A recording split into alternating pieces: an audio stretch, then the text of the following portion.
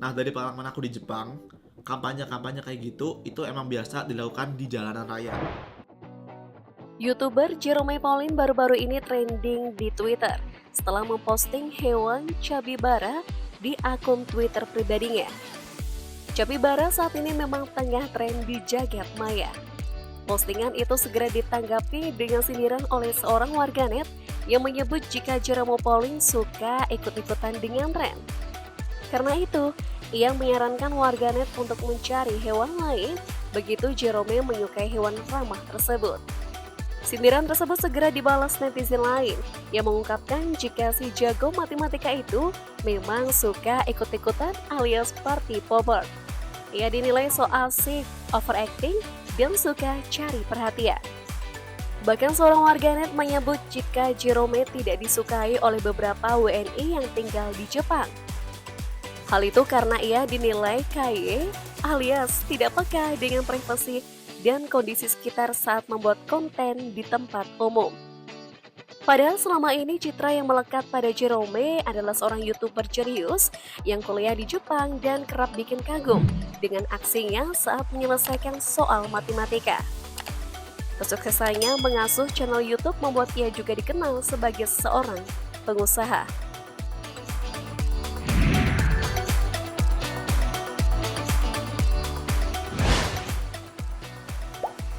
Jerome Pauline adalah seorang YouTuber muda yang kerap membuat konten tentang Jepang saat ia kuliah di Universitas Waseda. Jerome memiliki latar keluarga taat ibadah.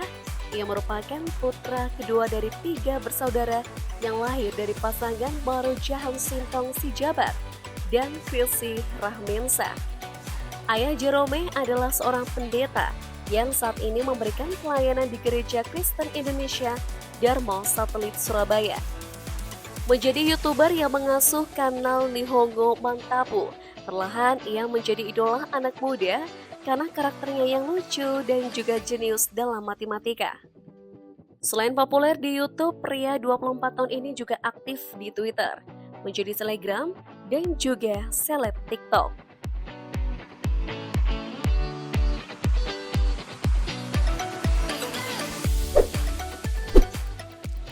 Memiliki latar belakang siswa cerdas dari keluarga sederhana. Sejak SD hingga SMA, Jerome selalu mendapatkan beasiswa. Hal itu pula yang membuat tekadnya ingin kuliah di luar negeri saat masih duduk di kelas 2 SD.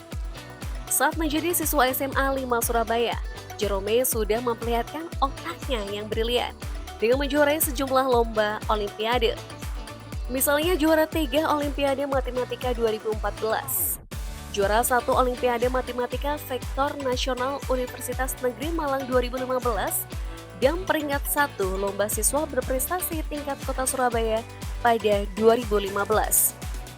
Sebelum sukses di Jepang, Jerome sempat gagal mengikuti tes beasiswa di Universitas Teknologi Nanyang, Singapura. Namun ia tak patah arang, dia kemudian mengajukan aplikasi untuk program beasiswa di Jepang, yaitu Mitsui Bussan. Ia akhirnya lolos di Universitas Waseda pada 2018 dan wisuda pada 2022 dan meraih gelar sarjana teknik. Di sela-sela kegiatan kuliahnya, pria berzodiak Taurus itu juga rutin mengunggah konten di channel YouTube-nya. Nihongo Mantapu yang sudah ada sejak Desember 2017. Konten Jerome antara lain berisi tentang bahasa Jepang, battle soal, trip keliling Jepang, tes matematika, hingga daily vlog seputar aktivitasnya sebagai mahasiswa rantau di Jepang. Tak disangka konten-kontennya diminati publik tanah air, hingga ia perlahan muncul ke permukaan sebagai seleb muda yang diidolakan karena kecerdasannya. Saat ngonten, Jerome juga kerap mengikutsertakan teman-teman kuliahnya di Jepang, yang dikenal sebagai grup Waseda Boys. Sukses dengan kanal YouTube-nya, Jerome lantas merambah karir sebagai pengusaha.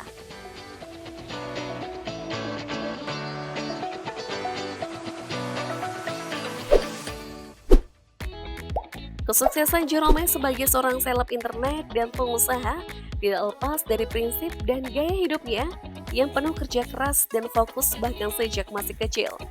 Sejak SD, Jerome ternyata sudah punya keinginan untuk menempuh studi di luar negeri.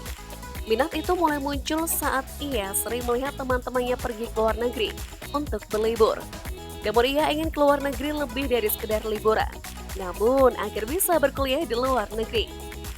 Sejak kecil Jerome juga menyadari kemampuan dan passionnya di bidang matematika, hingga ia terus fokus dan memantapkan kemampuannya itu. Setelah menentukan mimpinya untuk bisa menempuh studi di luar negeri, Jerome Pauline melakukan aksi nyata untuk mewujudkan impiannya. Ia sadar impiannya tak mudah diraih. Karena itu, ia selalu memanfaatkan waktunya untuk belajar dan belajar. Bahkan ia menghabiskan waktu perjalanannya dari rumah ke sekolah di dalam angkutan umum untuk belajar. Rupanya belajar keras saja tidak cukup. Jerome Pauline juga mengorbankan banyak hal semisal kehilangan waktu untuk bisa menikmati momen-momen santai bersama teman-teman, main medsos, dan banyak lagi. Tak hanya pengorbanan, pria berdarah Batak ini juga belajar dari kegagalannya untuk tak patah semangat setelah sempat gagal meraih beasiswa di Singapura. Jika tak kembali bangkit dan mencoba, ia tentu tak akan bisa meraih gelar sarjana teknik dari Universitas Waseda. Saat kuliah, ia mengaku kadang hampir menyerah karena kerasnya kompetisi kehidupan kampus. Namun karena ia sosok pekerja keras, agar tak suntuk berkuliah, ia nyambi nge-YouTube. Dan berkat YouTube lah, Jerome bisa meraih ketenaran juga pendapatan melimpah dari AdSense.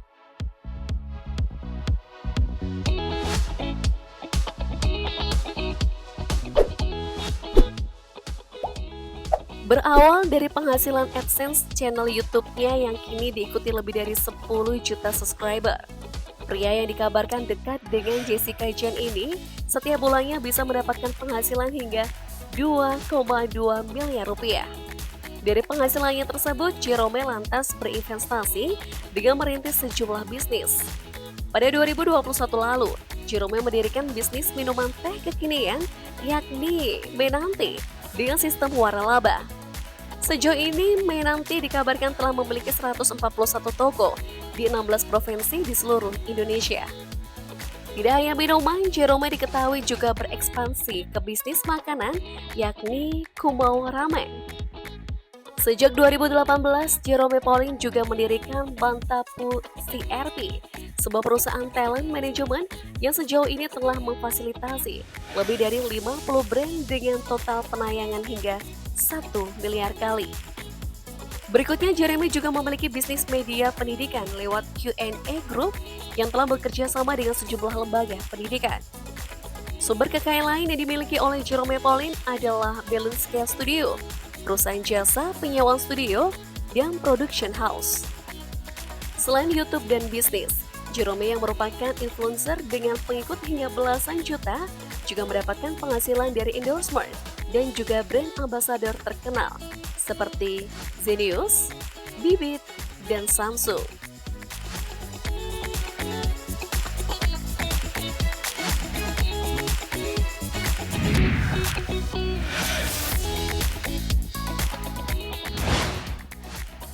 Jo sebelum disindir netizen sebagai si pintar yang doyan party, popper, dan kaye, pemuda asal Surabaya ini sudah beberapa kali disorot karena sejumlah kontroversinya.